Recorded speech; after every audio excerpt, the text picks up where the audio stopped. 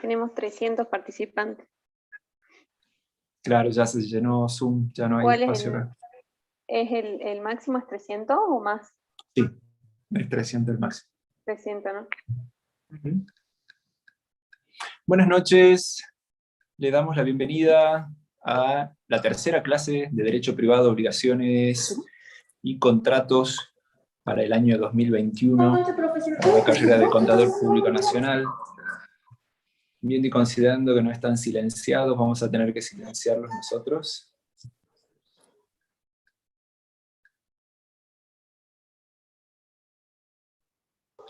Bueno, ahora sí.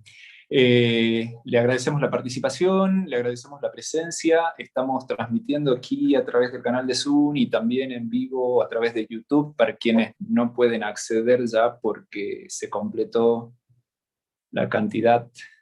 La clase del día de hoy está a cargo de la profesora Nancy Elizabeth Quintero y de quien está hablando, Daniel Mancilla Muñoz. Nosotros hoy vamos a continuar con el desarrollo que venía realizando la profesora Villagrán en su primera clase de presentación y también con la profesora Zafar que tuvieron el día lunes. Ustedes el día lunes comenzaron haciendo referencia o desmenuzaron, por lo que escuché y por lo que vi, todo lo que tiene que ver con capacidad de las personas y el alcance que tienen las personas con relación al derecho, y de manera particular al derecho comercial. Nosotros acá vamos a prestar atención y nos vamos a centrar principalmente en el alcance que tiene el derecho comercial con relación a la persona, tanto a la persona humana como a la persona jurídica, y cómo esa persona humana y cómo la persona jurídica llega a este lugar de empresario, ¿sí? Y cómo nosotros vamos a abordarlo dentro de lo que es la asignatura en todo lo que sería el derecho comercial. Bueno, hay personas que aún quieren ingresar y ya no pueden. Por favor, les pedimos, si ustedes están en algún grupo de WhatsApp, que le avisen a sus compañeros que tienen que seguir a través de la transmisión de YouTube. Y que en esa transmisión de YouTube tienen que darle like al video, porque si no nos enojamos. Nancy, ¿vos querés saludar? ¿Querés hacer tu presentación antes de que arranquemos? Muy buenas noches, alumnos, ¿cómo están? Le pedimos a todos, bueno, un poco de paciencia por ahí con esto de poder conectarse con YouTube. Por ahí esta hora también es una hora bastante pesada para la red, así que lo único que le aconsejamos es que aquel que tenga algún inconveniente, igualmente no hay problemas porque la clase está siendo grabada y pueden también verla después con más tiempo, ¿sí? La idea de las clases es que ustedes puedan participar, más allá de que sean muchísimos, puedan ir participando y puedan seguir con nosotros todo lo que es el contenido de lo que es la materia. Cualquier duda, cualquier consulta, yo igualmente estoy también en el chat, así que los voy a estar leyendo, ¿sí? Para que no vayamos interrumpiendo.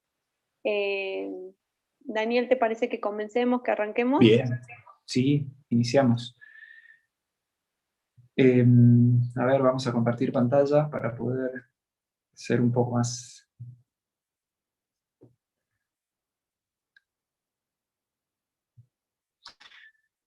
Cuando nosotros, cuando recién comencé, dije que ustedes venían con la profesora Elizabeth Zafar en el encuentro anterior, venían hablando de la persona humana y de cómo la persona humana es importante a los fines del derecho comercial. Esta persona humana, que si ustedes la analizan en profundidad a partir del artículo 22, cuando se refiere a uno de los atributos de la persona, la capacidad, nos dice de que las personas humanas son capaces para adquirir derechos y contraer obligaciones. Luego, ese es como el principio general de que toda persona tiene capacidad de derecho. Luego hace las aclaraciones con relación a la capacidad de ejercicio en el artículo 23 y en el artículo 24 para decir quiénes no pueden ejercer sus derechos por sí mismos y que necesitan de un representante, de asistencia, de un tutor o de un apoyo. ¿Sí? Hablamos de las personas menores de edad, de las personas con capacidad restringida o de aquellas personas que se encuentren inhabilitadas.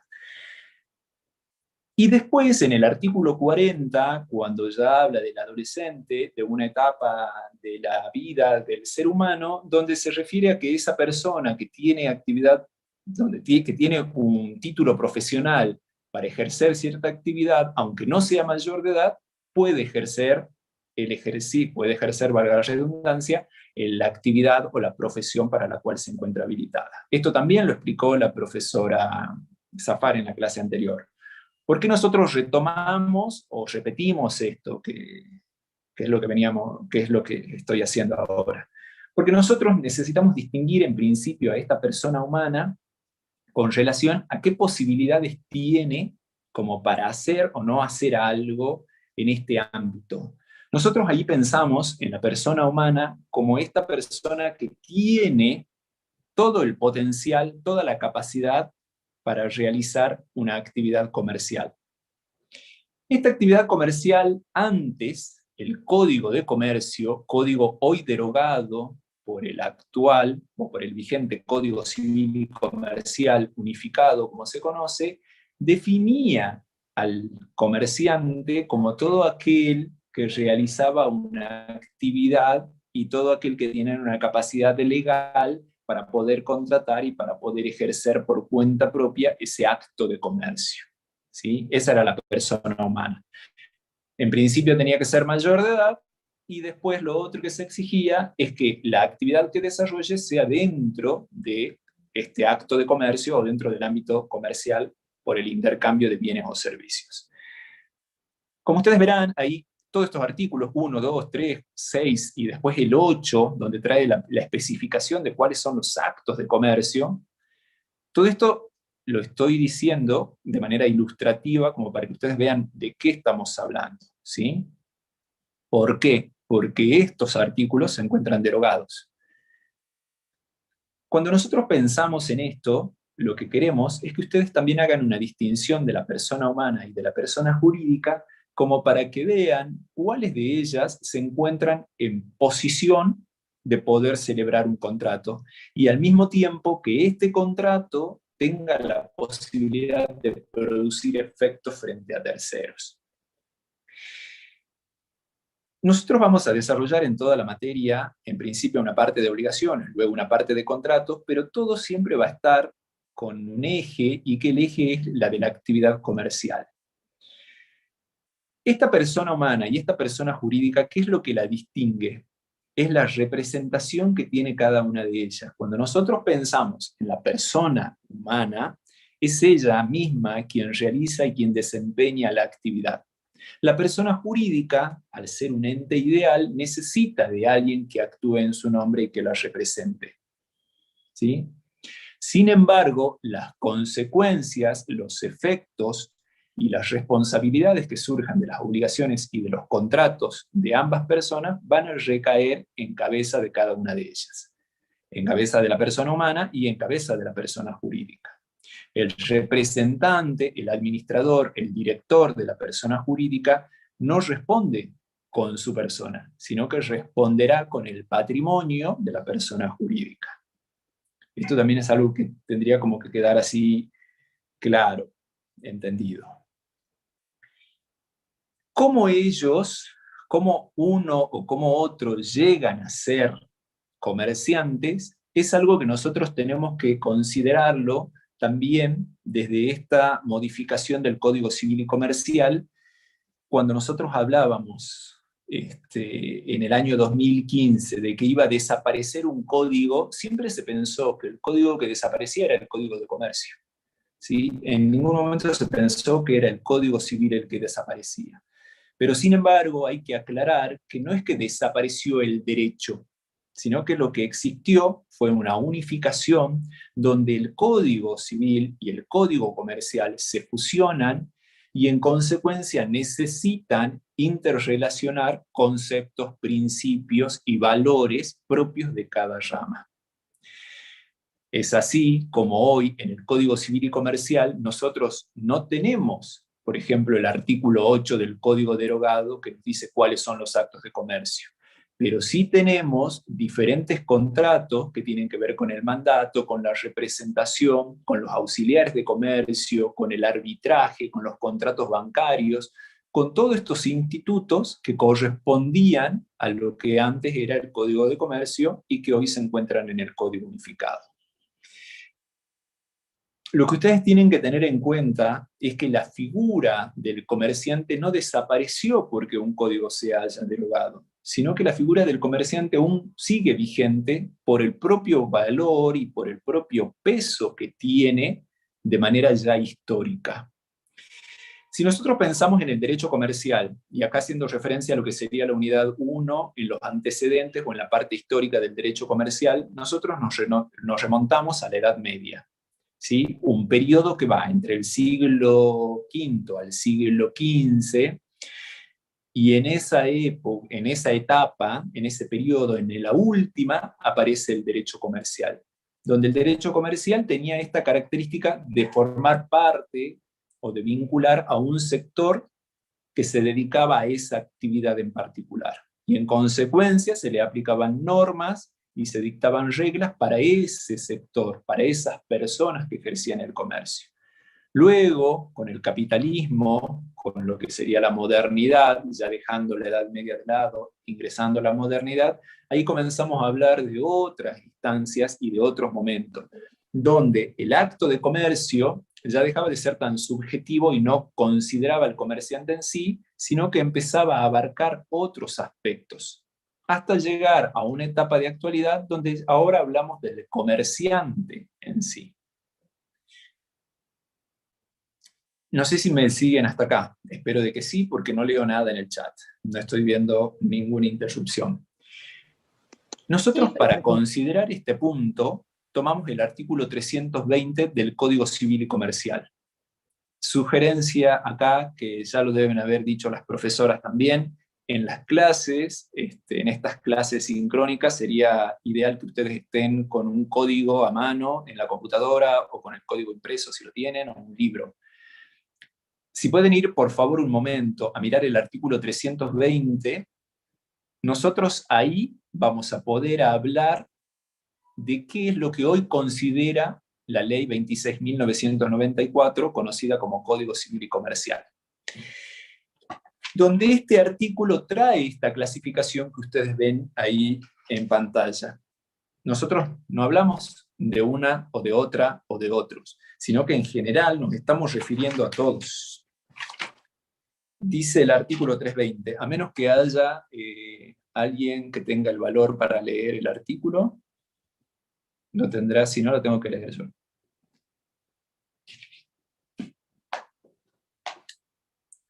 Para la promoción tendríamos que sumar que participen en clases. Disculpe, profe, ¿qué artículo dijo? No escuché. 320. Artículo Artículo 320. 320. Hola. Álvaro. Sí, pensé que no se me escuchaba. Sí, te escuchamos. ¿Ahora quiere que lo lea? Por favor. Están obligadas a llevar contabilidad todas las personas jurídicas, privadas y quienes realizan una actividad económica organizada o son titulares de Bien. una Álvaro, te voy a empresa. pedir que hagamos pausas, ¿sí? Sí, sí. Que hagamos pausa, así le ponemos énfasis y podemos hacer esta distinción, o que quede clara la distinción. Por favor, necesito que vuelvas a leer y que te detengas en la primera I. En la primera Y. Sí.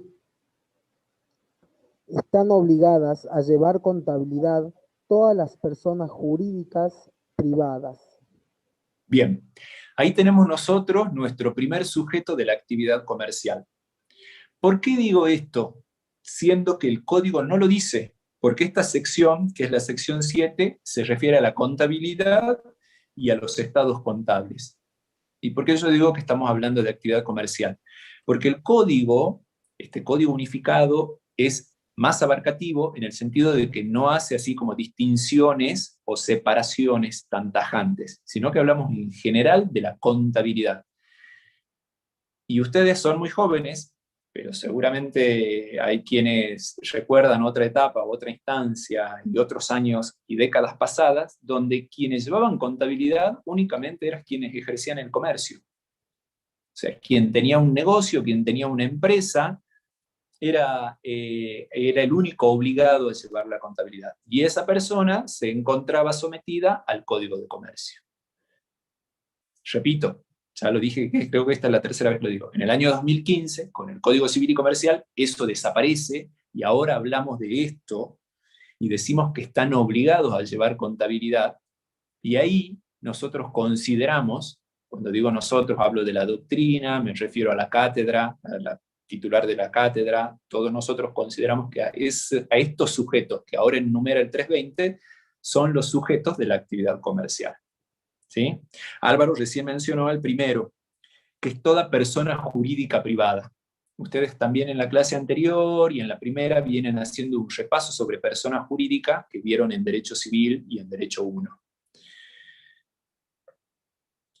¿Cuál es la aclaración que tendríamos que hacer nosotros? Por una cuestión también de distingo, es que estamos hablando de las personas jurídicas privadas. ¿Qué significa esto? Que el Estado nacional, provincial, el Estado municipal y toda persona jurídica pública no tiene la obligación de llevar contabilidad. En consecuencia, siguiendo esta idea que venimos trazando, no serían sujetos de actividad comercial. ¿Sí? Por favor, avanza, Álvaro, y te detenés en la próxima O. ¿Y quienes realizan una actividad económica organizada? Bien. Con actividad económica organizada, ¿qué es lo que entienden ustedes? O sea, es una definición, aquí el código nos trae una definición, nos dice, sin decirnos qué es lo que está indicando, qué es lo que está diciendo, está haciendo referencia a un sector o a un grupo. A ese sector que realiza una actividad económica organizada, también los consideramos sujetos de derecho. Dice Roberto ahí en el chat que el consultorio médico podría ser ese que realiza una actividad económica organizada.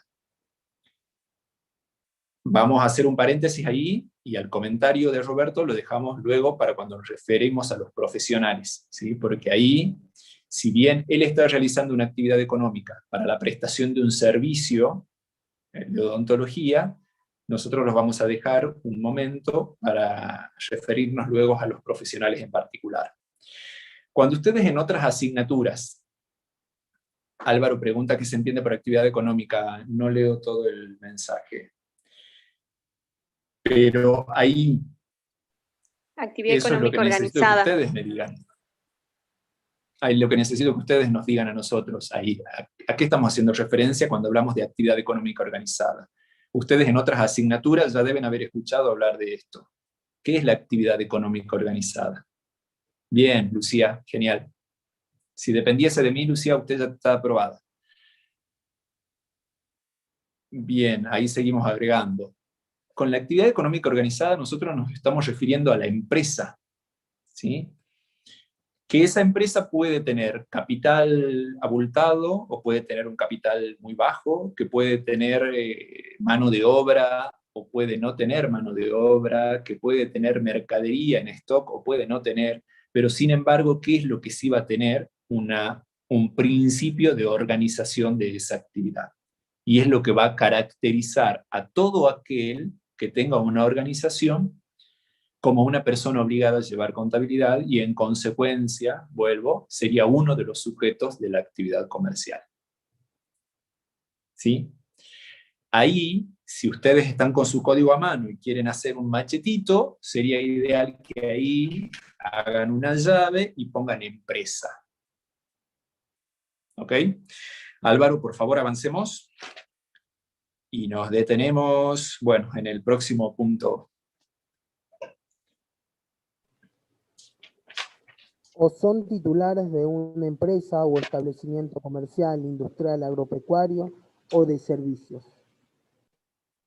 Bien, gracias Álvaro. En principio voy a destacar algo. Cuando nosotros hablamos, esto también es importante que ustedes lo tomen para los próximos artículos que vayan a leer o para el material que lean, que nosotros les vayamos a proveer, siempre distingan estas cuestiones donde tenemos una conjunción y donde tenemos una disyunción. Nosotros dijimos, en principio, que están obligados a llevar contabilidad quienes son personas jurídicas privadas. Y, dice el código, y todos aquellos que desarrollen una actividad organizada. Y ahora aparece la disyunción y nos dice, o que sean titulares de una empresa o establecimiento comercial, industrial o agropecuario. Ahí esa O nos está diciendo algo muy importante. Hasta ahí nosotros nos veníamos refiriendo a personas jurídicas. Y ahora aquí es donde nosotros consideramos, bueno, considero, voy a hablar por mí, para que no caigamos todos, que empezamos a hablar de la persona humana que tiene el tinte del empresario, ¿sí? En la actividad económica organizada que dijimos recién, hablamos de empresa en general. Y ahora estaríamos hablando ya del empresario, de la persona humana titular de una empresa, ¿sí?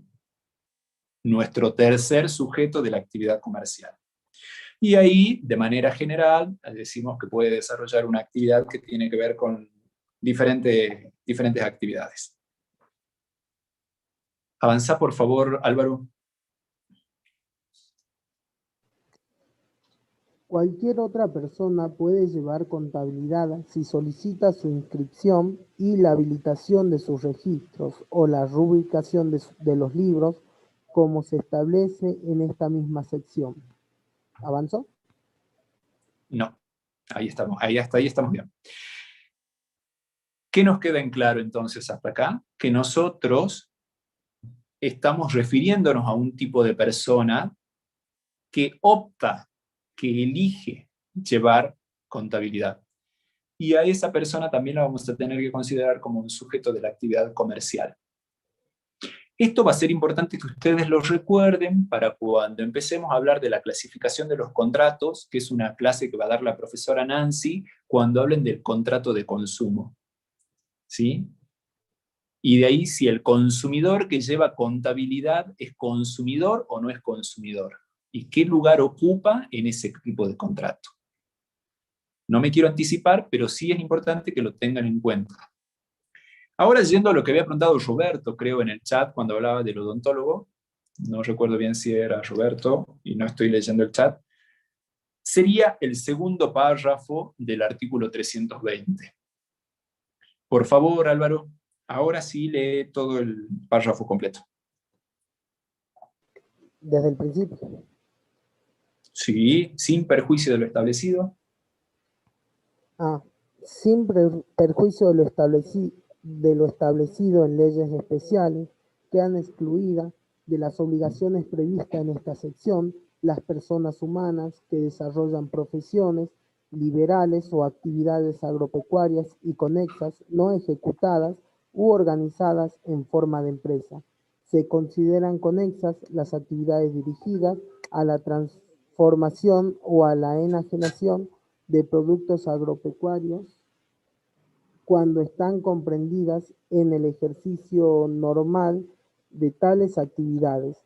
También pueden ser eximidas de llevar contabilidad las actividades que, por el volumen de su giro, resulta inconveniente sujetar a tales deberes según determine cada jurisdicción local. Bien, muchas gracias, Álvaro. Si por mí dependiese, también ya estaría aprobado. Ustedes en una clase con el profesor Noel Zárate van a desarrollar en profundidad este artículo y los artículos subsiguientes que tienen que ver con el llevado de la contabilidad.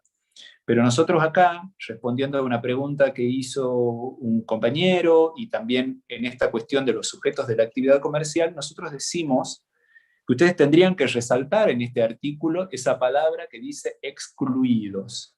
Ellos se encuentran excluidos porque no se los contempla y porque, al estar excluidos por la ley, si no llevan contabilidad, no van a recibir ningún tipo de sanción. Y ahí hablamos del profesional que ejerce una actividad liberal. ¿Sí? El profesional que ejerce una actividad liberal es aquel que tiene un título universitario, un título terciario habilitante para el ejercicio de una profesión. Esa profesión al mismo tiempo tiene un colegio o un consejo que regula, establece y controla el ejercicio de esa profesión. Los odontólogos se encuentran dentro de ese grupo, ¿sí? Los contadores, ustedes a futuro, se encuentran dentro de ese grupo. Y así muchas otras profesiones. Nosotros los abogados, los médicos, todos ellos, o todos nosotros, profesionales liberales, no tenemos la obligación de llevar contabilidad. Y ahí también se despliega otro grupo más de personas, y sí, ahí hablamos de personas humanas que no tienen la obligación de llevar contabilidad. Hay un trabajo de asistencia, dijo Cristian Gudiño. Sí. Estas cuestiones son las que a ustedes les preocupan, ¿no? A ustedes les preocupan la cuestión de la promoción, la cuestión de la asistencia. Nos preocupemos por ver de qué hablamos, ¿sí? ¿Qué quiere decir con no ejecutadas? A ver, ¿me está hablando de alguna parte en particular del artículo? No estoy siguiendo. Si puede ampliar su pregunta, por favor.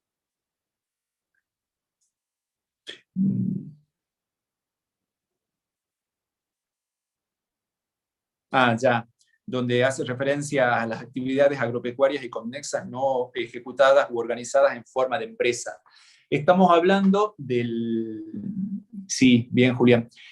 Ahí estamos hablando del agropecuario o de la persona que trabaja en su campo, pero dentro de ese trabajo de campo que tiene, es una quinta, es una huerta, es aquella actividad o explotación agropecuaria que no está organizada bajo una forma de empresa, ¿sí? Y sobre todo lo que compra, ahí sí, esto lo van a tener que tener en cuenta para cuando hablen de consumo, de contratos de consumo, de que aquel que compra fertilizante para sus campos, al no tener una organización de empresa o al no desempeñarse de manera conexa, evidentemente es un usuario o un consumidor final. ¿Sí? De ese tipo de explotación estamos hablando, de la que no forma parte de una intermediación para el desarrollo de otra actividad. Podría ser el aserradero que solo... A ver, voy a tratar de leer el chat completo porque si no... Podría ser un aserradero que solo se maneja en lo familiar, profe, te dice Lucía. Sí, podría ser eso. Sin embargo, en el aserradero nosotros tenemos ahí una situación de que estaríamos hablando de cuando hablamos de empresa, de una explotación del tipo primaria, cuando estamos haciendo referencia a una explotación de recursos naturales. ¿Sí? El aserradero trabaja con madera y evidentemente está en la intermediación.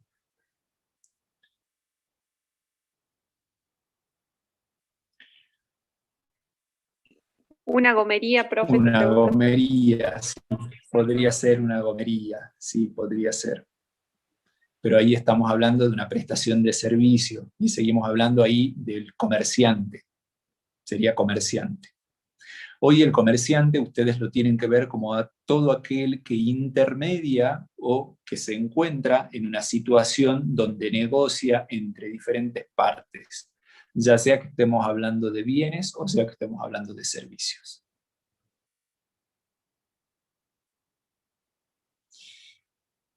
¿Avanzó? Bien. Ok, Noelia. Hay dos personas a las cuales nosotros le dedicamos un poquito de atención dentro de estos sujetos de la actividad comercial y que son los corredores y los martilleros que antes tenían un espacio particular en el Código derogado, pero sin embargo la ley 26.994 no derogó algunas leyes especiales. Algunas leyes especiales como podrían ser la ley de seguro, la ley general de sociedades, la ley que tiene que ver con los corredores, todas estas actividades, bien, general, sí, es como dice ahí su compañera que está haciendo referencia al volumen. Bien, ellos entrarían dentro de lo que sería la última parte del artículo, del segundo párrafo. ¿Sí? También las personas que realizan trabajos manuales o artesanales, que el intercambio que realizan ellos no tiene un volumen suficiente como para estar obligados a llevar una contabilidad. Bien, volviendo. La ley 20.266 es una de las leyes que no fue derogada por la 26.994. En consecuencia, el corredor y el martillero, como auxiliares del comercio, siguen desempeñándose y desenvolviéndose con ese título, ¿sí? Como auxiliares de comercio. ¿Por qué hago esta aclaración? Porque hay muchos institutos, muchos conceptos en los cuales desapareció la palabra comercio por la unificación. Uno de esos ejemplos es el registro público. Cuando ustedes hablaron en la clase anterior, cuando la profesora Elizabeth habló en la clase anterior, hizo referencia al registro público.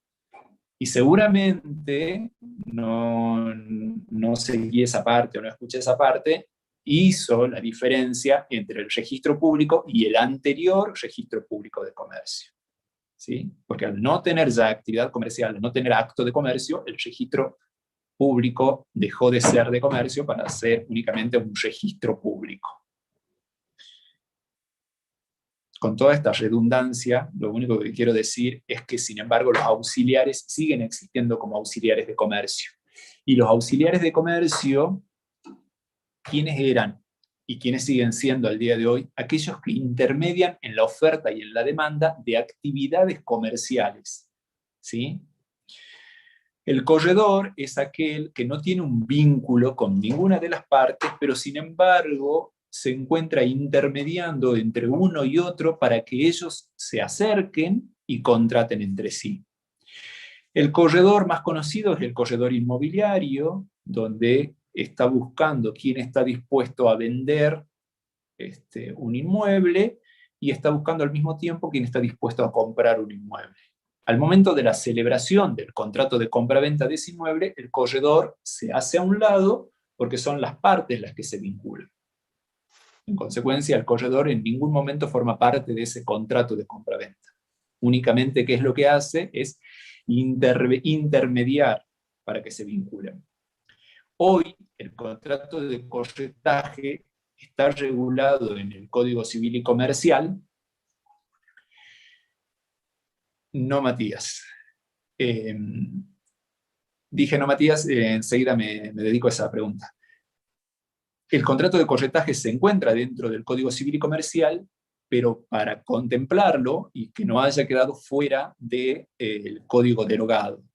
Y por otro motivo también se encuentra dentro del código, porque la ley especial no hace referencia al contrato de corretaje, sino que la ley se refiere a las actividades, a las obligaciones y a los derechos que tienen los corredores. La misma ley regula la actividad que desempeña el martillero. El martillero puede actuar tanto en el ámbito comercial como también actúa en el ámbito judicial o legal, donde no habría una actividad comercial.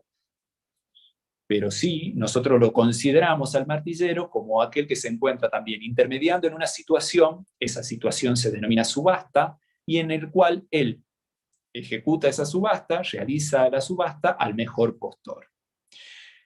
Su actividad concluye o termina una vez que se haya pagado el precio establecido en la subasta, determinado en la subasta, y él haya hecho una rendición de cuenta de eso, percibido sus honorarios y al mismo tiempo cubierto los gastos de la subasta.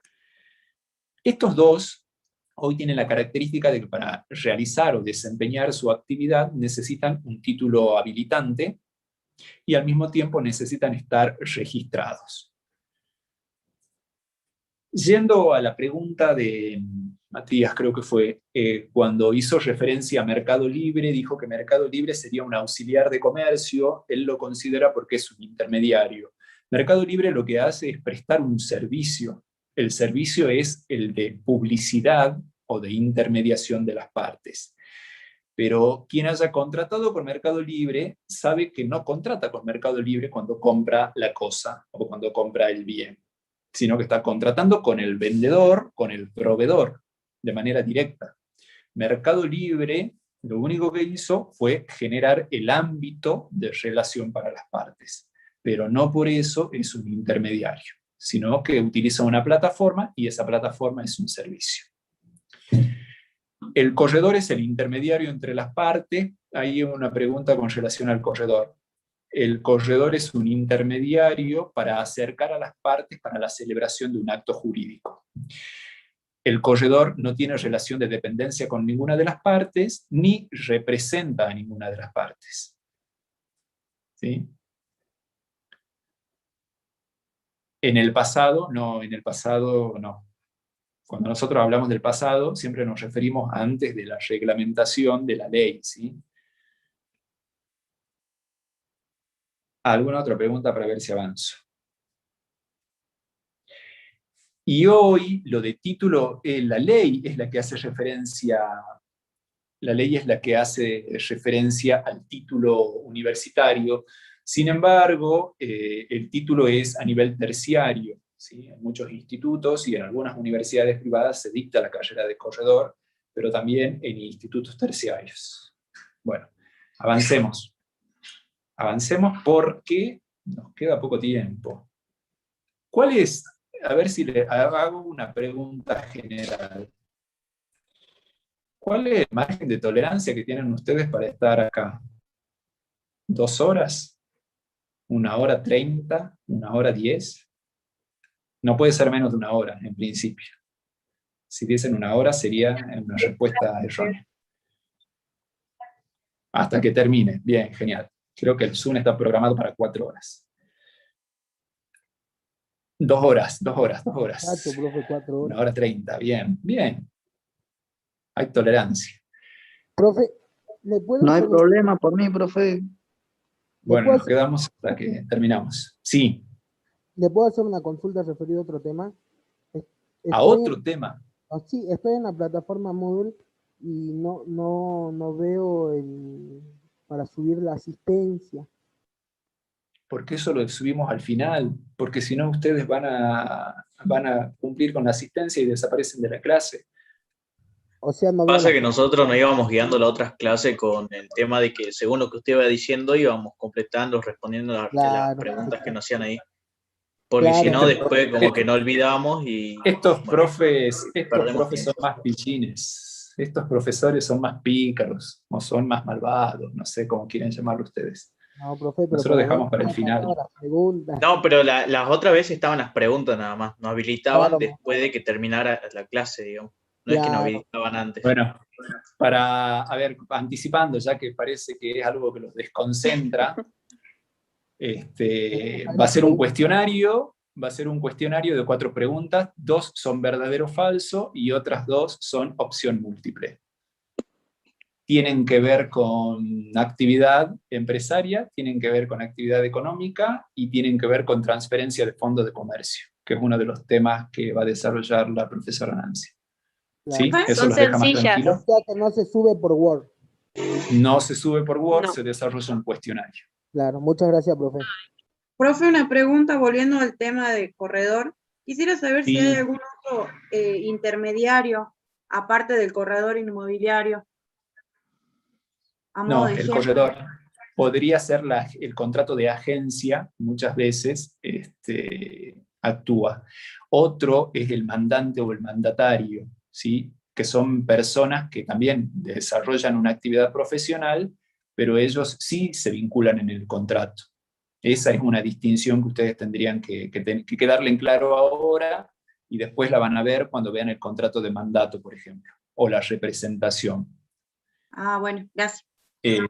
O el contrato de Profe, agencia, donde si profe, bien disculpe. son sujetos, sí. ¿Podría volver a repetir lo que había dicho de corredor para un compañero? Bien. El corredor es aquel que intermedia entre las partes, no tiene una relación de dependencia con ninguna de ellas, ni tiene interés inmediato en la celebración de ese acto jurídico. Cuando hablo de acto jurídico, estoy refiriéndome a un contrato, ¿sí? El corredor va a acercar a las partes para que las partes celebren un contrato. Él no forma parte del contrato. Gracias, profe. Hay una ley específica, que es la ley 20.266, que es la que establece cuáles son los derechos y obligaciones que tienen ellos. Hay unos mensajes que no llegué a leer, que Profe, no es ¿podría una decir- pregunta. ¿Podría Sí. repetir la ley, profe? ¿Te dijo recién? 20.266. 20.266. Ahí está en la lámina, no sé si la están viendo ahora. Sí, profe. Disculpe, profe, ¿podría repetir el concepto de martillero? Está escrito ahí en la lámina, y esta lámina también ya está disponible en la plataforma Moodle.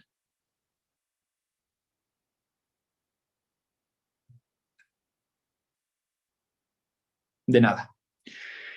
Avanzando, nosotros nos referimos ahora a la empresa de manera particular. Ahí les hago referencia. Esto ustedes ya lo tienen en la plataforma. Si ustedes ingresan a la plataforma y hacen clic en cada uno de los puntos que tienen para abrir, van a poder ir estudiando, leyendo y acompañando sus apuntes. Y ahí les resalté todo esto que yo les venía pidiendo a ustedes que vayan resaltando en sus códigos o que vayan resaltando en sus PDF. ¿Ok? Bien.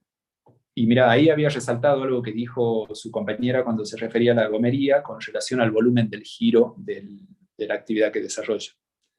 Lo puse en color y todo.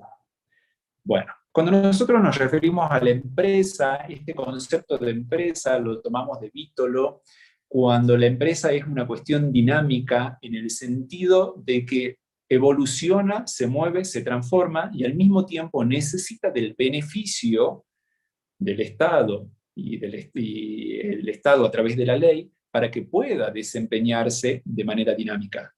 Cuando ustedes escuchen, o sobre todo ustedes que están en las ciencias económicas, cuando escuchen hablar de que una ley es restrictiva o que una ley está coartando el desempeño de una actividad, es porque la ley impuso algún tipo de límite, puso algún tipo de restricción o determinó algún tipo de impuesto a esa actividad empresarial. Y en consecuencia esa actividad empresarial no puede desempeñarse o no puede desempeñarse como lo venía realizando. Entonces eso de dinámico desaparece, porque ya no puede interactuar en la forma en como antes lo hacía o con la libertad con que antes lo hacía. Por eso pensar en la actividad económica organizada es siempre pensar en un marco de libertad, ¿sí? Para que el desenvolvimiento sea pleno o sea amplio. Ahí agregamos nosotros que esto dinámico tiene que tener el fin económico. Con económico siempre nos estamos refiriendo al fin de lucro. Existen empresas que no tienen fines de lucro, pero sin embargo desarrollan o realizan una actividad económica.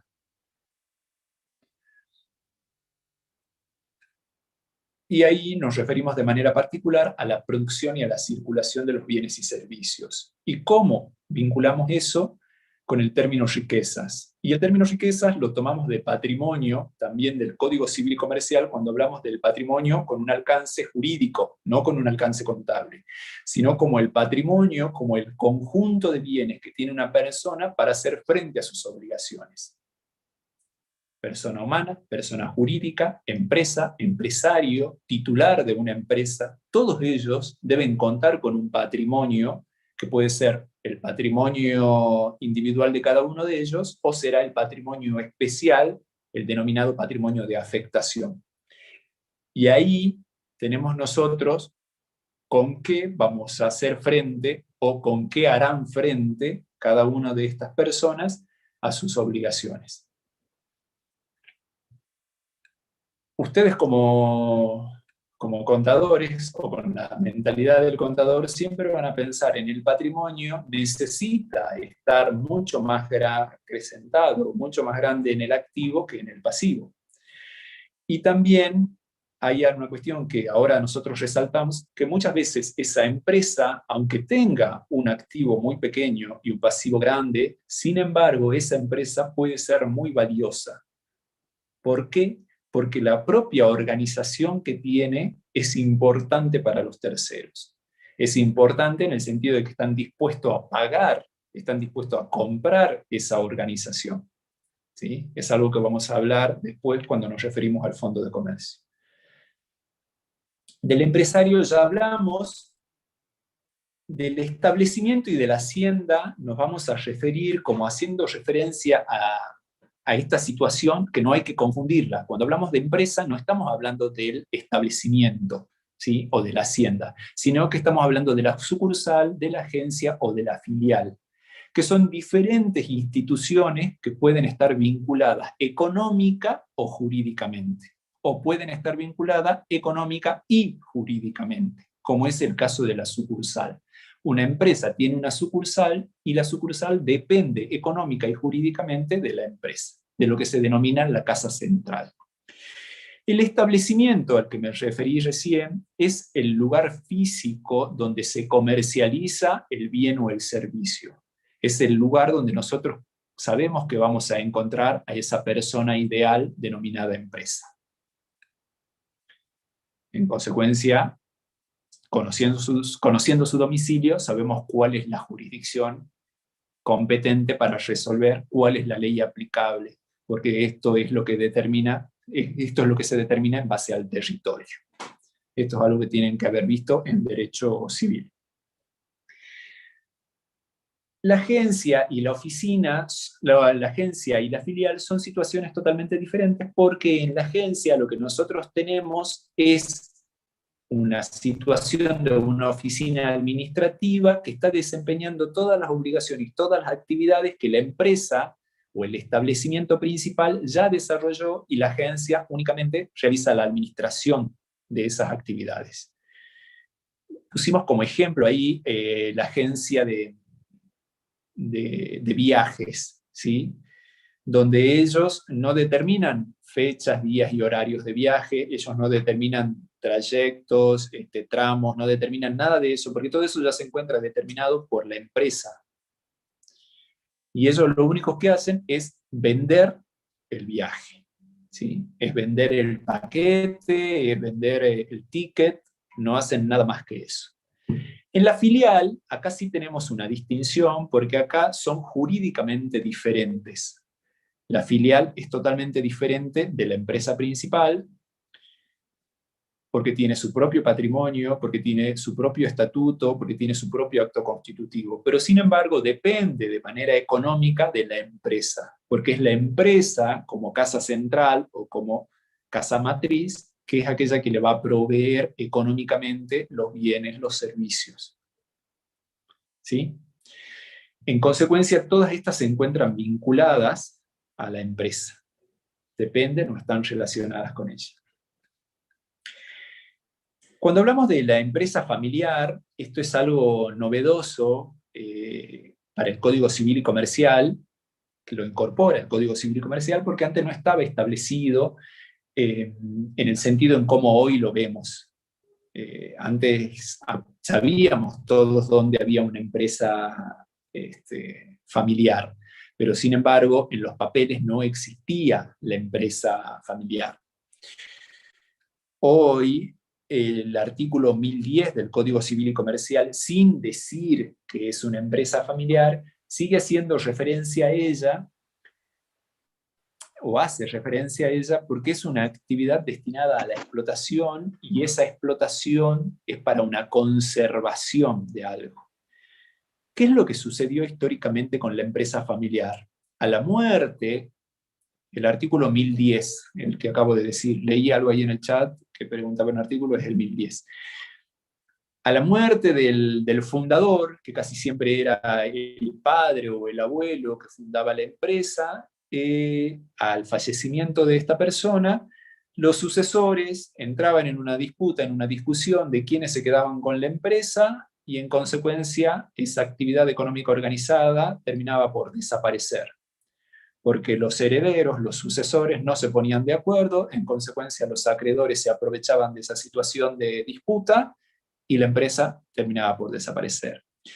La ley, después de mucho, la ley, cuando digo la ley, estoy hablando así como de legislador, y estoy hablando de la sociedad, y estoy hablando de la doctrina, después de darse cuenta de todo esto que venía sucediendo, y al fin de impedir esto, crea con el artículo 1010 la posibilidad de que se realicen ciertos protocolos, que son acuerdos internos, que los establece el fundador o el creador de esa empresa familiar. Y el fin es beneficiar la subsistencia de esa organización, disponiendo quién va a ser el que va a administrar o va a dirigir la empresa a la muerte del fundador, sin afectar la legítima de los otros herederos, pero al mismo tiempo determinando también plazos. Ustedes tienen que pensar acá en el padre y la madre, o en las dos madres, o en los dos padres que fundaron una empresa y quieren beneficiar a sus hijos, quieren beneficiar a sus nietos y a sus nietas a futuros para cuando ellos no estén, con la continuidad del éxito de esa empresa. ¿Sí? Este también es uno de los sujetos de la actividad comercial. Aquí nosotros le agregamos en diferentes partes, ¿sí?, más información sobre el tema.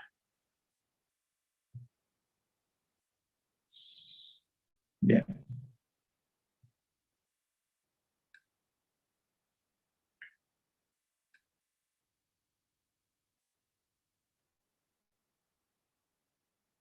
Bien. Profe, ahí le habían pedido ejemplos de una filial. Sí.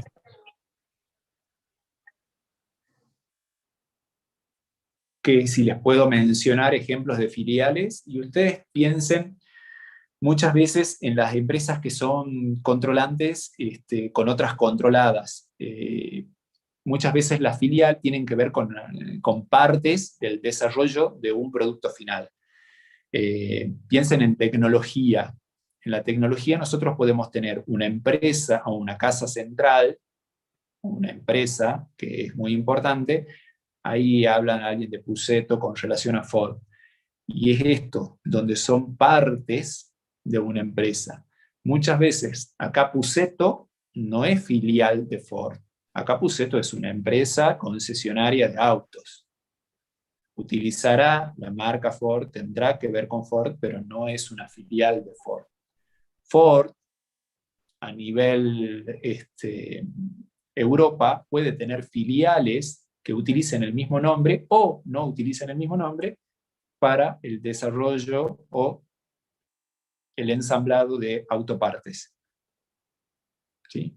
Así tienen que pensarlo ustedes a la filial, como alguien que intermedia en la operación, pero con independencia jurídica.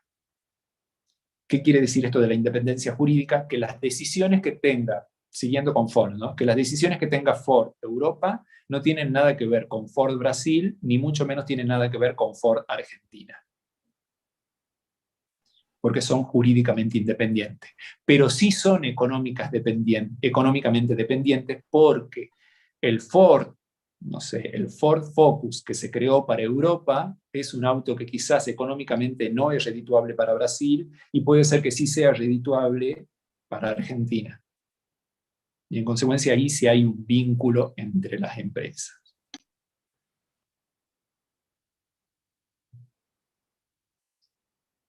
Bueno, creo que hasta aquí fue mi perorata. Le doy paso a Nancy, y bueno, Estoy en plural. seguimos igual acá por preguntas. Sí. Bueno, para avanzar, Todo chicos, vamos suyo. a ver. Gracias, Dani. Para avanzar vamos a seguir con uno de los temas importantes y que está dentro de lo que les está importando hoy por hoy, que es el control de asistencia, que es la transferencia del Fondo de Comercio. Yo quiero que ustedes participen un poquito más y me digan qué piensan sobre lo que es esto de transferencia de Fondo de Comercio. ¿A qué les suena? ¿A qué pueden vincularlo? ¿Sí? Si por lo menos uno o dos pueden habilitar un micrófono para dar inicio a este tema. A ver si siguen despiertos después de una hora. A ver. ¿Puede No importa ser si, transferencia que se refiera a la plata, digamos, de los negocios y eso? A ver, lo vamos a ampliar. Y otro más. Está bueno que tengan una idea y después la vamos a perfeccionar.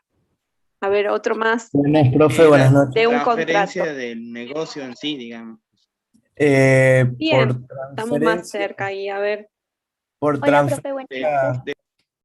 la idea suena un poco a la entrega o al intercambio de algo, de algún bien o servicio. Claro, Bien, podría ser la entrega, la entrega de un conjunto de bienes de nuestra empresa que elegimos. perfecto, bueno, vamos muchísimo más cerca. Ninguno leyó la Profe, diapositiva igual, ¿no? No, Ahí puede no es tenían la cuando respuesta. no es cuando se disuelve una empresa, digamos, y se distribuyen los bienes, digamos. Bueno, a ver, vamos a profe, ver. En ¿puede primer lugar, la, dígame. la compra de una llave de comercio? Bueno, ¿Sería ahora la lo vamos. transferencia de un conjunto de bienes, de productos, de cartera de clientes, de deudas inclusive? Bueno, ahí estamos mucho más cerca, ¿sí? Me encanta que participen y saber que están despiertos todavía a las 9 menos 3 minutos. Cuando hablamos de transferencia de fondo de comercio, yo quiero que ustedes en primer lugar visualicen, ahí Dana me habla un poco de patentes, de marcas, exactamente, ¿sí? Visualicen básicamente algo que se viene haciendo hace muchísimos años, que es básicamente lo que es la transmisión o la enajenación de una actividad comercial. Y con ello viene entonces la transferencia de este fondo de comercio. El fondo de comercio, en primer lugar, nosotros tenemos que hacer referencia a los elementos que constituyen el fondo de comercio, que son tanto los bienes materiales, los bienes inmateriales y los derechos y obligaciones de una actividad mercantil, ¿sí? En este caso, cuando hablamos de fondo de comercio, se hace referencia a los establecimientos comerciales y a los establecimientos industriales. Y así como el doctor Mancilla les hizo referencia a que es necesario que las materias de derecho estudiemos conjuntamente con el Código Civil y Comercial, también nosotros a lo largo de lo que es la materia le vamos a ir dando referencia a ciertas leyes especiales que complementan el estudio de la materia del derecho, ¿sí? Cuando hablamos de lo que es transferencia de fondo de comercio, nosotros inmediatamente nos remitimos a lo que es la ley 11.867. Igual la tenemos anotada en el Power y yo igualmente se la voy a subir. Son muy pocos artículos, son 13 artículos nada más, es decir, es muy sencilla lo que es la ley, que va a hacer referencia a lo que es la transmisión de los establecimientos comerciales, industriales y por ende de los fondos de comercio. Normalmente, si ustedes abren el diario chiquito, aparecen avisos y anuncios publicitarios de lo que es venta de fondo de comercio, de, por ejemplo, no sé, farmacia caseros, de cualquiera que a ustedes se le ocurra, Profe, ¿sí? Un establecimiento, sí. puede ser por Dígame. lo que pasó últimamente de que Walmart cambió de dueños en las sedes de Argentina. Bien, lo vamos a ver en ese caso, pero en este caso estamos viendo especialmente lo que es fondo de comercio. Ya vamos ahí particularmente con Walmart, que es otra cosa, ¿sí? En este caso vamos más a lo más cotidiano para que ustedes lo entiendan como más tangible. Ustedes piensen en la idea de, por ejemplo, que ustedes son dueños de lo que es un bar, un establecimiento dedicado a lo que es venta de repuestos de automotores y quieren venderlo, quieren enajenarlo, ¿sí? Ustedes, como por otro lado, como compradores, van a ver si es más factible para lo que es el mercado comprar algo que ya está iniciado, que ya tiene su clientela, que ya tiene sus instalaciones, que ya tiene su mercadería, o van a preferir comprar algo de cero. ¿Qué les conviene o qué piensan ustedes que en el mercado va a ser un poco más rentable?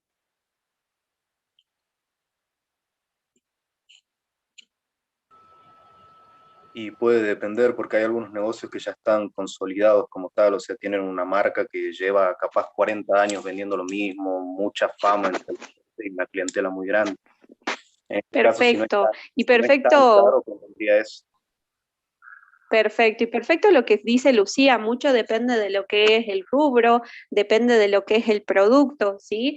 Será el comprador y será el vendedor el que analizarán esos beneficios, y si ese beneficio en realidad se traduce en un beneficio de lo que es un valor mayor económico para quien vende y para quien compra. Cuando nosotros hablamos de transferencia de fondo de comercio, básicamente lo que nosotros queremos es que ustedes identifiquen qué es el fondo de comercio. El fondo de comercio va a ser, como lo dije, el conjunto que va a englobar tanto bienes materiales, bienes inmateriales, como derechos y obligaciones. Entre los bienes materiales nosotros vamos a encontrar a las instalaciones, tanto muebles e inmuebles, lo que son las maquinarias, lo que es la materia prima, lo que es la mercadería, ¿sí? Entre los bienes inmateriales nosotros vamos a incorporar a lo que es la clientela, a lo que es las marcas, a lo que es el valor llave. Cuando nosotros hablamos, por ejemplo, de clientela, en este caso no nos vamos a detener por uno de los elementos por el tiempo, pero, por ejemplo, vamos a darle especial énfasis a algunos. Tendríamos que evaluar sus proveedores, clientes, empleados de mercadería. Perfecto, Lucía. Es importante cuando uno lleva a cabo una operación económica, evaluar todo lo que son los factores, ¿sí? La transferencia de fondo de comercio en los años ha sido un negocio muy rentable para aquellos que han querido apostar a continuar una actividad económica que ya venía funcionando en el tiempo. No así si yo quiero apostar a continuar una actividad económica que estaba básicamente cayéndose, ¿sí? Por eso es muy importante este análisis que ustedes me están haciendo referencia. Cuando nosotros hablamos de la clientela, sí, decime. En el caso típico de un negocio, por ejemplo, ¿cómo se evalúa el hecho concretamente de saber si tiene una buena clientela o no? ¿Cómo se controla eso? Bueno, precisamente, en realidad está mucho en lo que es la buena fe de las partes y en lo que es el conocimiento o el público conocimiento en los sectores más pequeños, ¿sí? Si nosotros hoy nos ubicamos en Salta y, por ejemplo, nosotros vemos un anuncio de que está en venta el fondo de comercio de La Casona, por ejemplo, ustedes díganme si lo comprarían o no lo comprarían respecto a la clientela. Y Profe, una ¿Vieron? pregunta. Sí, dígame. sí, Para realizar la compra o lo de la transferencia de un fondo de comercio, ¿se realizaría un estudio de mercado previo para saber si es factible o no? Se puede. La ley nada dice, pero se puede y se aconseja.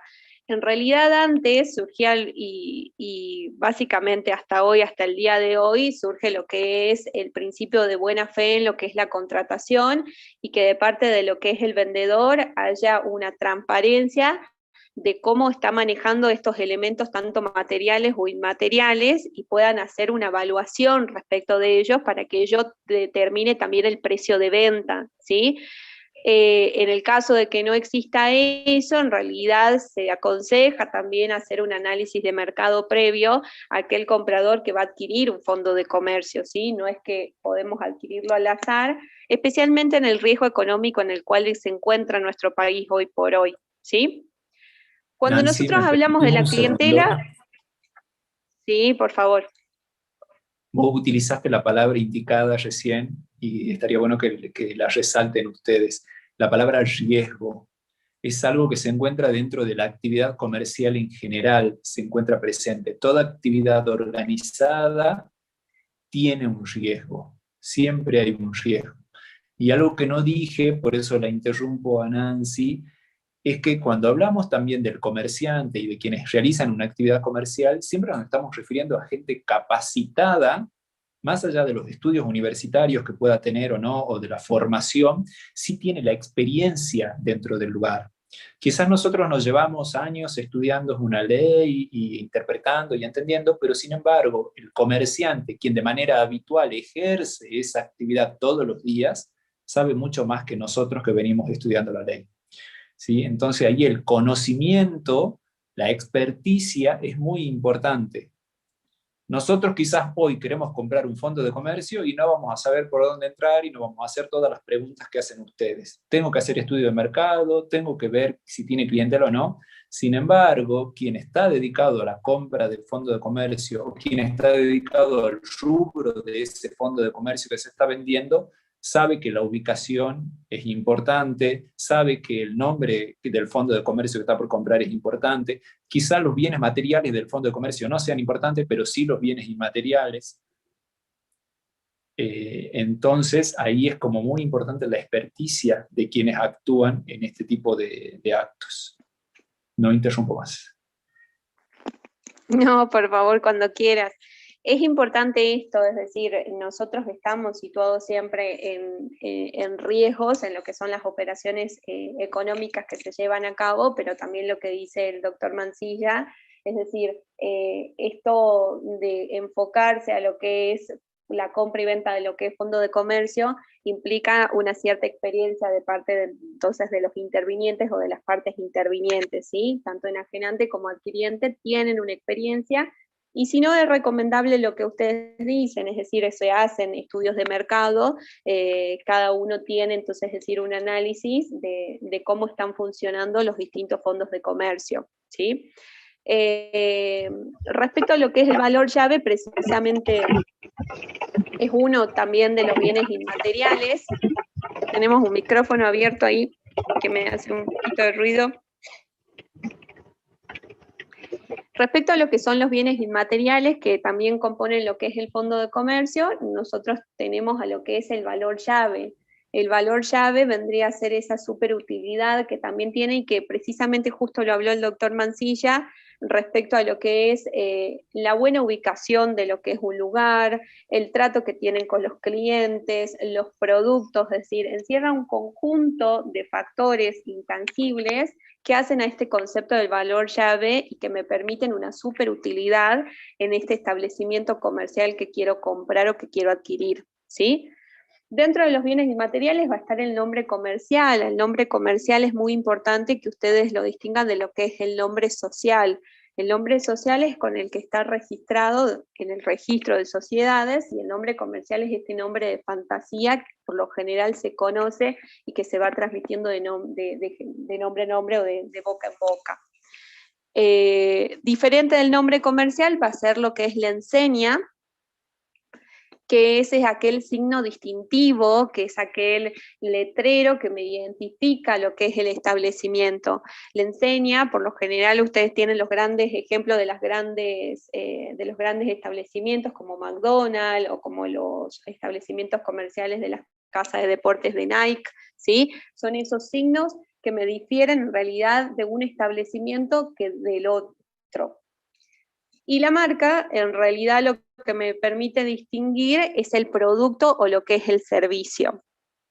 En este caso me dicen de lo que es el valor llave. El valor llave básicamente constituye un bien inmaterial del fondo de comercio, que se hace referencia a una superutilidad y encierra valores intangibles, entre ellos la buena o la estratégica ubicación que tiene un establecimiento comercial, el trato con los clientes, los productos y servicios que se ofrecen, constituye todo un conjunto que hace referencia a este valor llave y que al momento de sentarse a negociar sobre el valor del establecimiento comercial, se le puede dar un valor significativo como una superutilidad que pueda llegar a cabo el aumento de este precio de venta, ¿sí?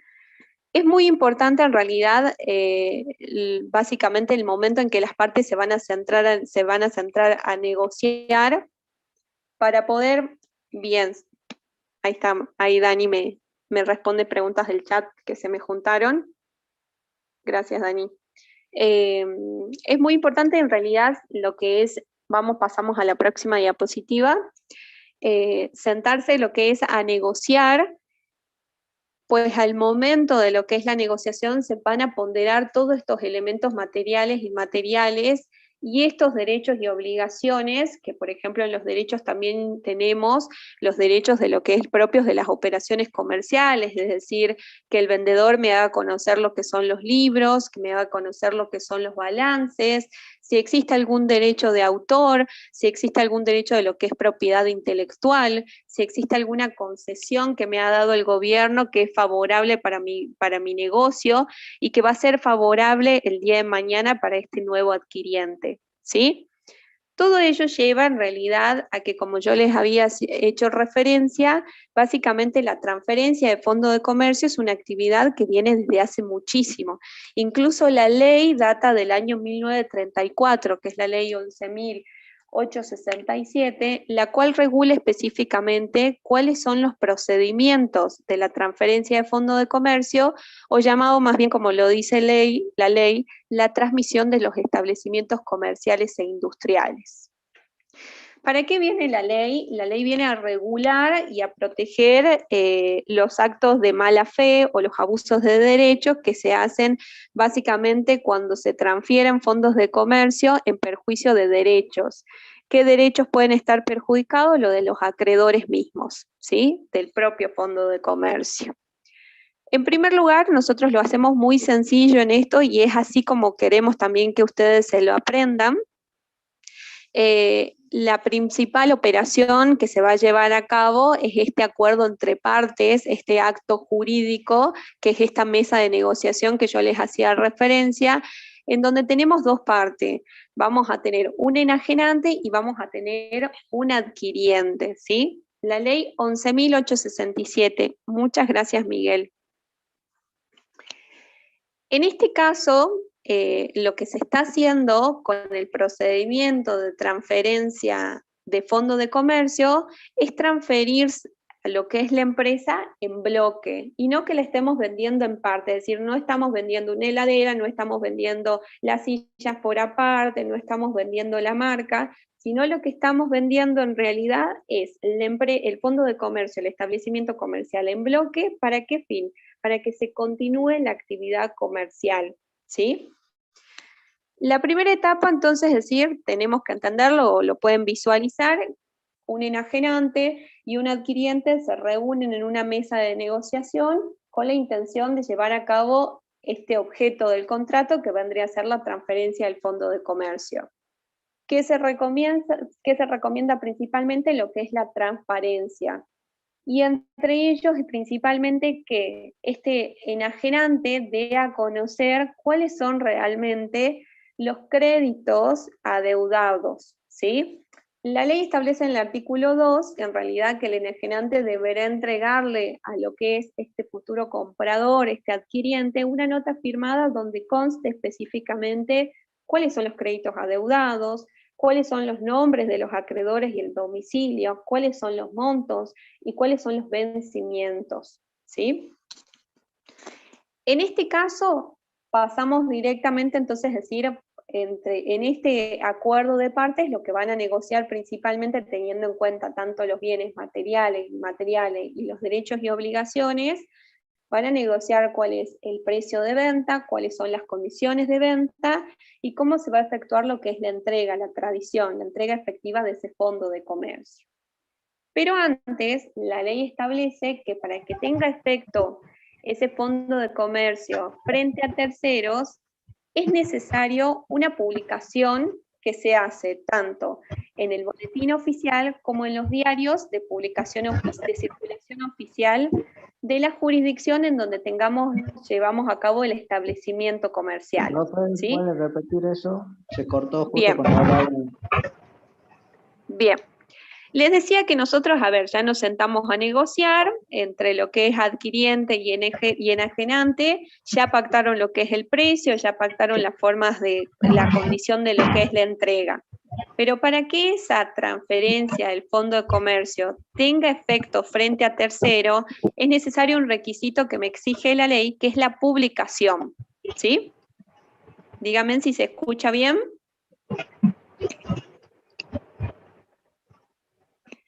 Sí. La publicación, gracias chicos, la publicación se tiene que hacer a fin de que tenga efectos con relación a terceros. Esta publicación se va a hacer, anoten y acuérdense los plazos, son poquitos, pero muchas veces se los toma incluso en los parciales o en los finales. La publicación se tiene que hacer durante 5 días en el boletín oficial y en los diarios de mayor circulación de la jurisdicción en donde tengamos el establecimiento comercial. ¿Sí? ¿Ahí vamos bien?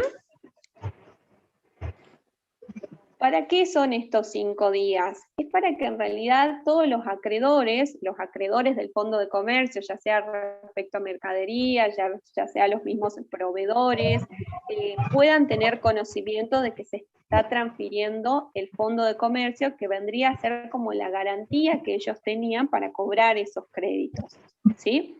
Pasamos a la próxima diapositiva. Por lo tanto, ante esta publicación, estos acreedores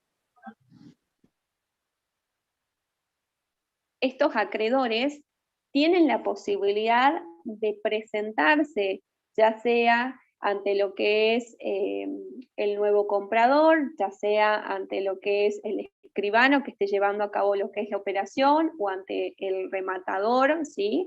O ante el martillero, debiera decir lo que es la ley, para oponerse a, en realidad no es una oposición a la transferencia al Fondo de Comercio, sino es una oposición al precio de venta en que se lleva a cabo lo que es el Fondo de Comercio. ¿Por qué? Porque se entiende que esa era la garantía de cobro de sus créditos, ¿sí? Estos acreedores, que incluso el vendedor ya se los había anotado al adquiriente, o pueden aparecer otros que no lo ha declarado, entonces decir el vendedor, se pueden presentar y tienen un plazo, segundo plazo que tienen que tener en cuenta, de 10 días contados desde la última publicación en el boletín oficial y en el diario de mayor circulación. Se tienen que presentar a manifestar su oposición, ¿sí? Y se lo tienen que presentar básicamente en lo que ya sea el domicilio denunciado, en lo que es la publicación.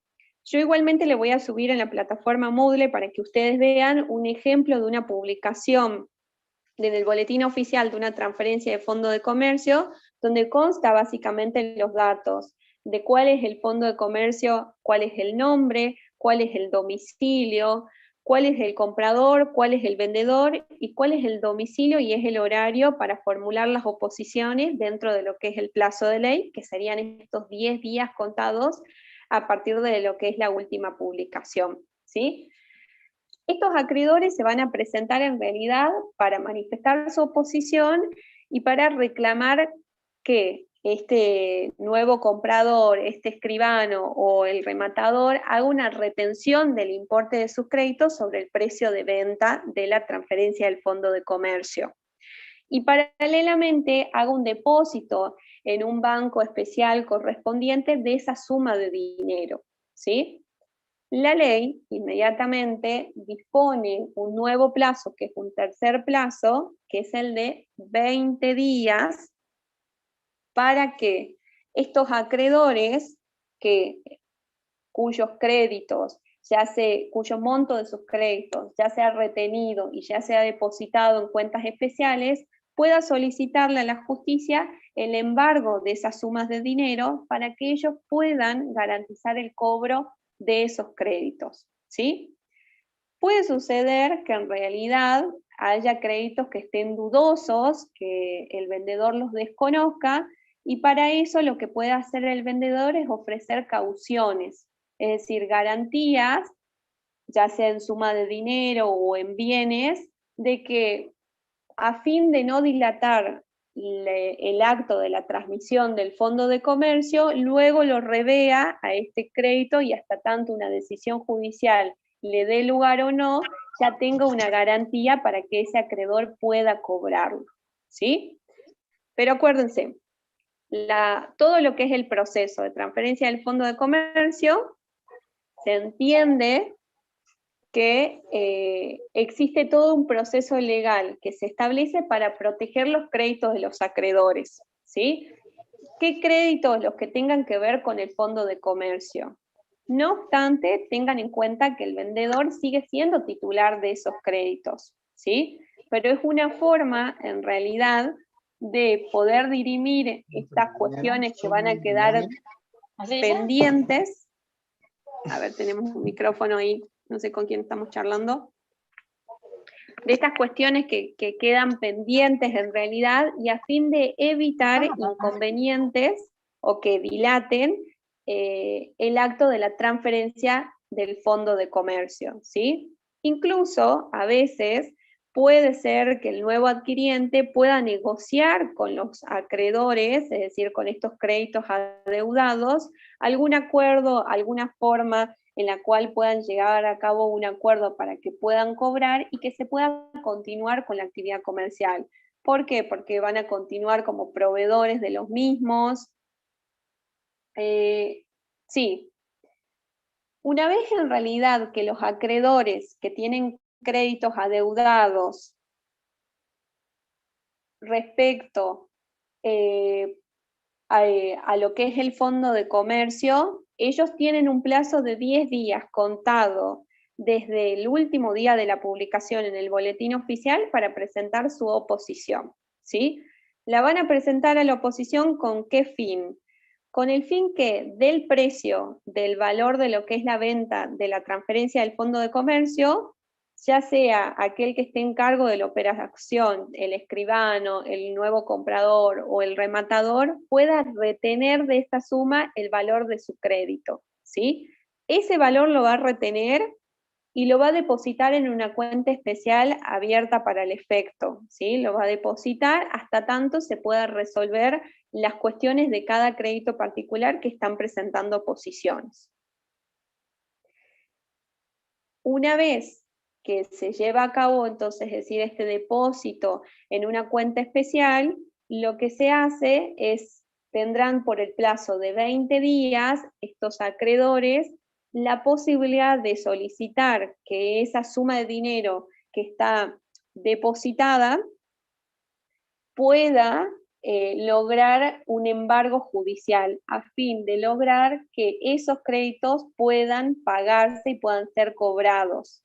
Y esto no dilate más la transferencia de lo que es el fondo de comercio, ¿sí?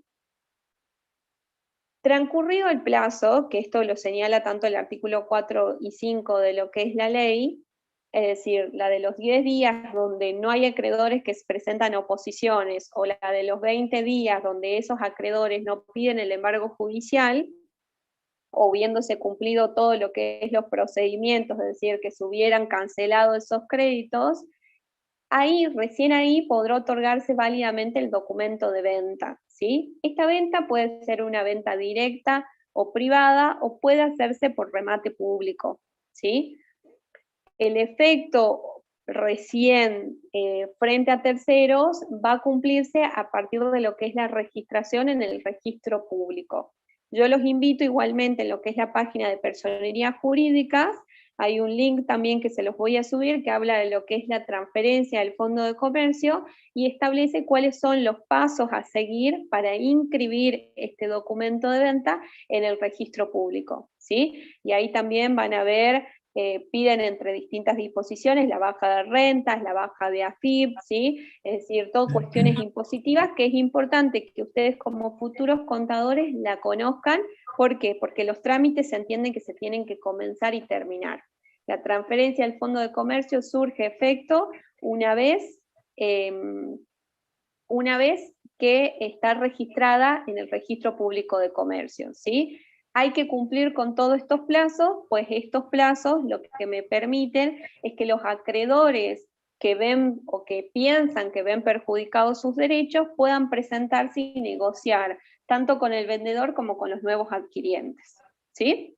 Entonces teníamos el plazo de los 5 días de la publicación, el plazo de los 10 días desde la última publicación para que los acreedores se presenten, el plazo de los 20 días en el cual va a estar depositado y retenido esa suma de dinero para que esos acreedores puedan lograr un embargo judicial, y el plazo de los 10 días para que puedan inscribirse en el registro público, la operación comercial, ¿sí? Ustedes por ahí, si lo ven ahora como es muy nuevito, por ahí pueden generar ciertas confusiones, pero les recomiendo la lectura de lo que es la ley, de los 13 artículos, que básicamente son muy poquitos los esenciales que hacen a lo que es el procedimiento, ¿sí? En lo que es la ley 11.867. Yo la voy a subir también. Te interrumpo de nuevo. Por favor. Algo que explicó la profesora, pero sin embargo dio lugar a dudas, está explicado ahí como de manera cronológica. Primero hay un acto donde lo que hay únicamente es un pacto entre quien va a transferir y quien quiere adquirir. Tienen que cumplir toda esta etapa, tienen que pasar estos 35 días y recién están en condiciones de otorgar el documento de transferencia. Recién ahí produce efecto la transferencia y en realidad la produce los efectos al momento de la inscripción en el registro. Y recién a partir de ese momento es donde el adquirente se hará cargo de todas las obligaciones y contraerá todos los derechos de ese fondo de comercio. De ese fondo de comercio, precisamente. Por eso es que nosotros ponemos y que la ley establece ciertos procedimientos que deben cumplirse de principio a fin para que pueda tener efectos realmente esta transferencia del fondo de comercio. Es un poco mucha información. Sí, ahí le comento a Sabrina, nosotros ya está habilitado también en la plataforma el apunte de cátedra de estas unidades. Así que ahí hay un apunte donde nosotros explicamos todo esto. Perfecto, para que puedan, además de lo que es la ley, recurrir a un poco más de material, ¿sí? Pasamos entonces a decir a lo que es la última. ¿Cuál sería el lío? Te molesto un segundo más. Sí. Edith dice que se hizo un lío. No entendemos en qué parte se hizo el lío. Bueno, lo que tenemos que entender en realidad es que todo el procedimiento de transferencia cumple ciertas etapas y por ende los plazos a los que estamos haciendo referencia, ¿sí? Nosotros por eso, Edith, incluso lo pusimos en la plataforma. A ver. En la plataforma Word, WADA como unidad 1. Sí, así está el documento. ¿Sí? Perfecto. Sí. Bueno, en el caso de que no se cumplan con estas condiciones, ¿en qué queda el fondo de transferencia? O sea, ¿te dan un plazo más? ¿Esperan hasta que la otra persona termine de ponerse en condiciones? ¿O se anula? ¿Qué pasa? A ver, de ahí, permiso, te explico. Durante esos 10 días donde se tienen que presentar los acreedores, porque acá quien obstaculizaría la transferencia serían los acreedores. ¿Sí? Los acreedores, la ley lo que hace es darle 20 días para que ellos inicien una acción judicial y obtengan el embargo. Una vez que ellos tienen el embargo, se realiza la transferencia de fondos. Los acreedores estén de acuerdo o no estén de acuerdo, es indiferente para las partes. Ajá. ¿Sí? Bien. Lo único que quien adquiere el fondo de comercio sabe que hay un acreedor embargante de ese fondo. Claro. Bien. ¿Sí? Luego seguirá ese acreedor su juicio. Pero el fondo de comercio no se va a interrumpir, la transferencia no se va a interrumpir por el embargo. Bien, gracias. No se interrumpe, incluso por eso era lo que yo les comentaba cuando como en forma ficticia, cuando uno se sienta a negociar, darle a conocer a la otra parte cuál es el estado de este fondo de comercio, ¿sí? La idea es que ambas partes sepan qué se está vendiendo y qué se está adquiriendo, y por eso los plazos legales que le da la ley, solo a los acreedores que ven, que entienden que podrían ver perjudicados sus créditos si este fondo de comercio se lleva a cabo en venta, ¿sí? Igualmente con lo que es el Power y con lo que es la lectura de la ley, si bien es, como le digo, es bastante sencillito, son 4 plazos y son 5 instancias o etapas, por así decirlas, van a entender lo que es esta transferencia de fondo de comercio. Finalmente nosotros vamos a hablar, y así a pantallazo, de 4 organismos de contralor muy importantes que ustedes lo conocen y que me gustaría que me los identifiquen, a ver si alguien me puede hablar de lo que es, qué les suena cuando hablamos de la Comisión Nacional de Valores.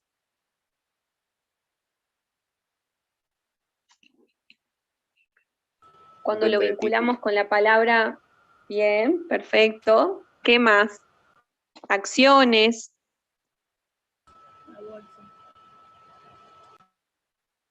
Bolsa.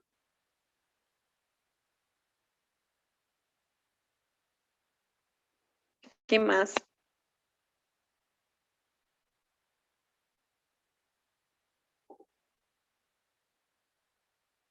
Ya se me durmieron. Bolsas de valores, inversiones, acciones. No, en Y la realidad Comisión todavía Nacional... no llegaron a leer esa parte. No, plazo fijo. Bueno, nosotros en realidad en este caso también vamos a subir un poco más de material, pero necesitamos que identifiquen estos 4 órganos. La Comisión Nacional de Valores es el órgano que básicamente se encarga de lo que es fiscalizar y regular todo lo que es la actividad que llevan a cabo en lo que es el mercado de capital. Esto que están haciendo referencia a lo que es las bolsas, las inversiones, lo que son las acciones, ¿sí?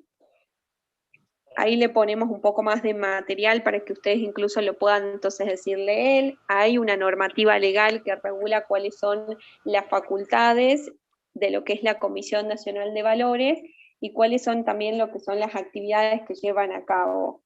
Básicamente lo que nosotros queremos que ustedes entiendan es que la Comisión Nacional de Valores va a entrar a lo que es fiscalizar, controlar y regular la participación de los integrantes del mercado de capital, que interfieren en lo que es el mercado de capital, es decir, de aquellas empresas, de aquellos inversores que van a llevar a cabo lo que es la oferta pública.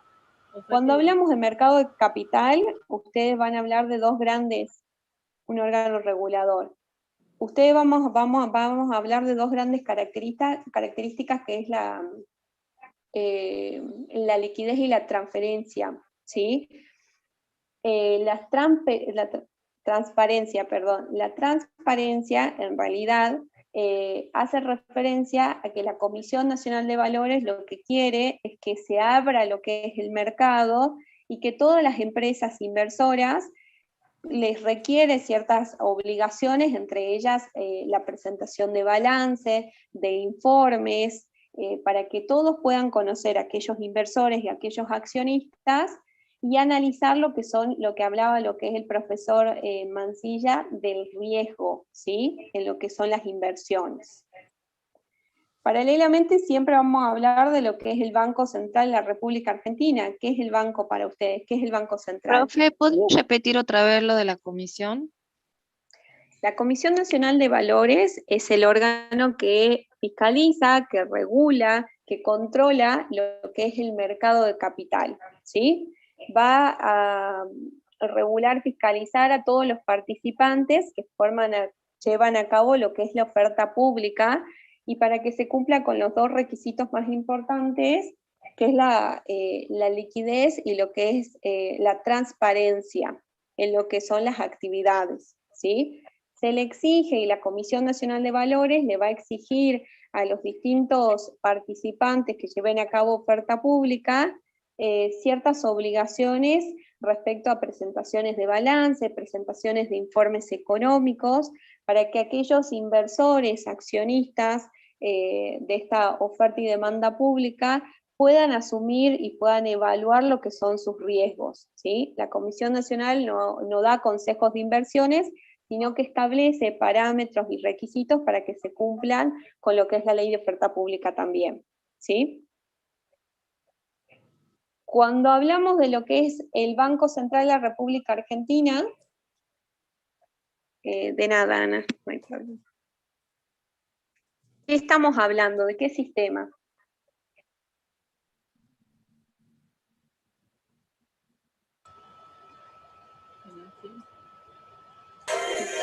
Financiero. Perfecto, Matías. Del sistema financiero del país, ¿sí? El Banco Central es un organismo independiente, se manifiesta mediante las distintas circulares, ha tenido bastante trabajo, especialmente en lo que es esta época del COVID, tratando de lo que es lograr lo que son los objetivos, que es volver a la confianza de la moneda local, a lo que es la estabilidad monetaria, a lo que es propender también a lo que el mercado de capitales, ¿sí?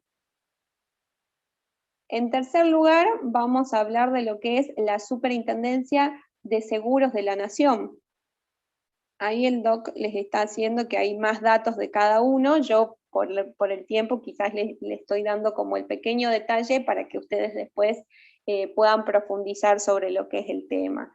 Las superintendencias de seguro de la Nación, ¿qué es? Es la autoridad de aplicación de la ley de seguro.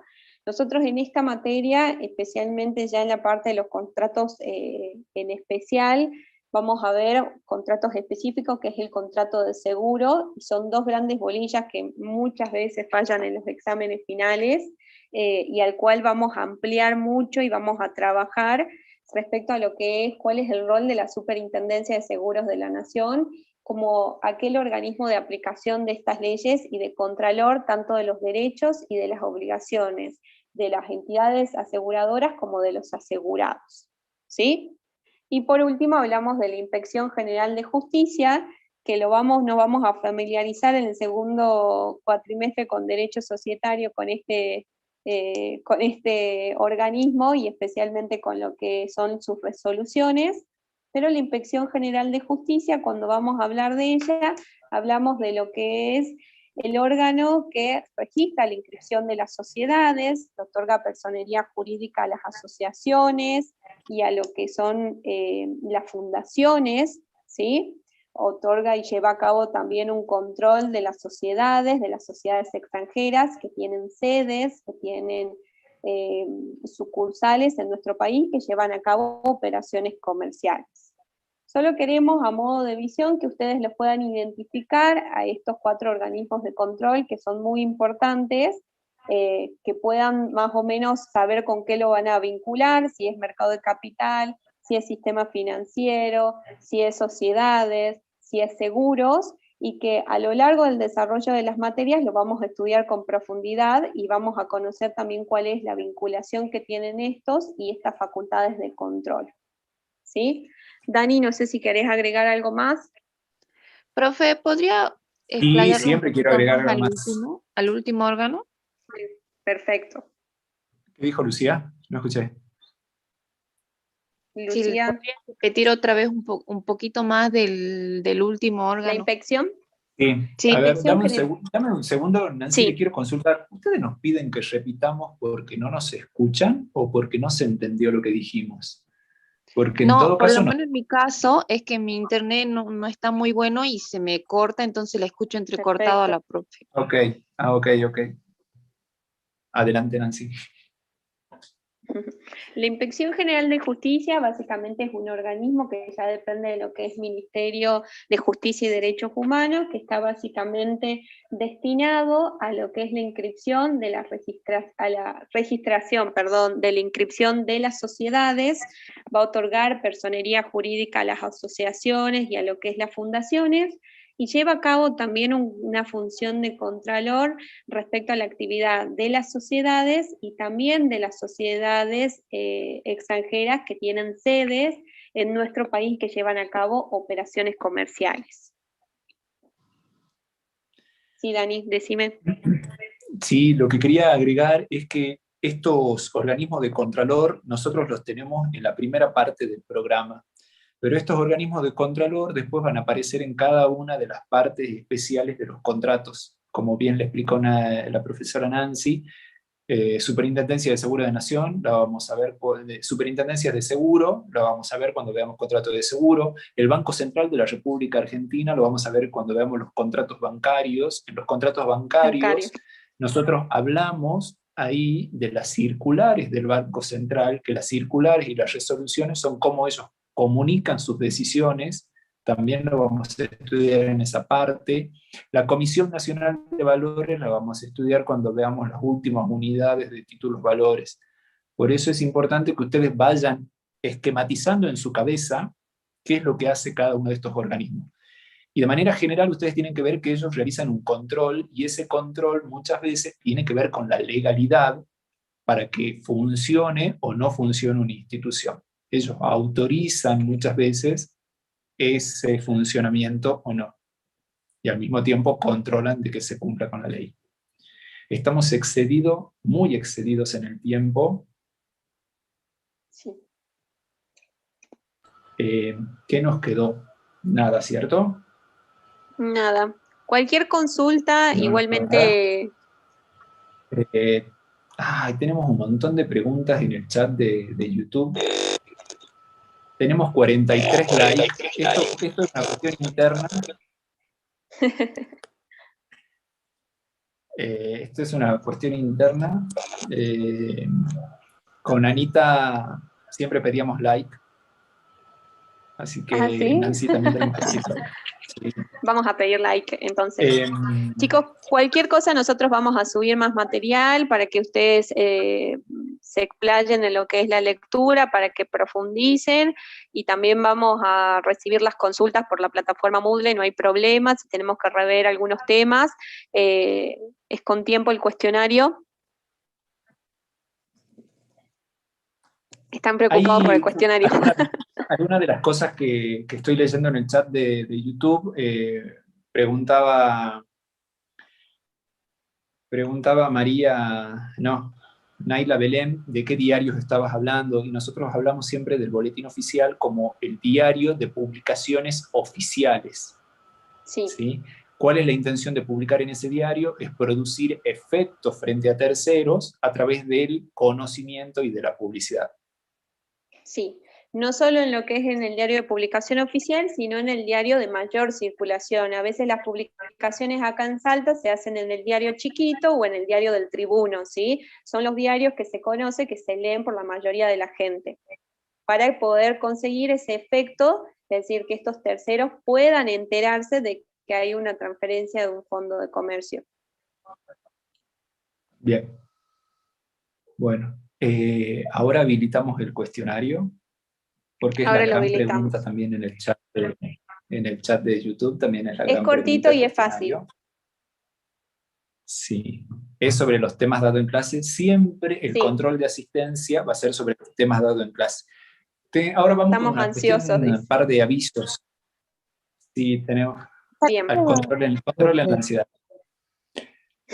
Avisos. La profesora Eli Zafar nos pidió que les avisemos que todos aquellos que le enviaron correos electrónicos a ella para justificar la falta de entrega de las actividades, de la primera actividad, sepan de que se recibieron los correos electrónicos, se leyeron, se informó a la cátedra, así que todos tenemos conocimiento de aquellos que no pudieron realizar el primer control de asistencia.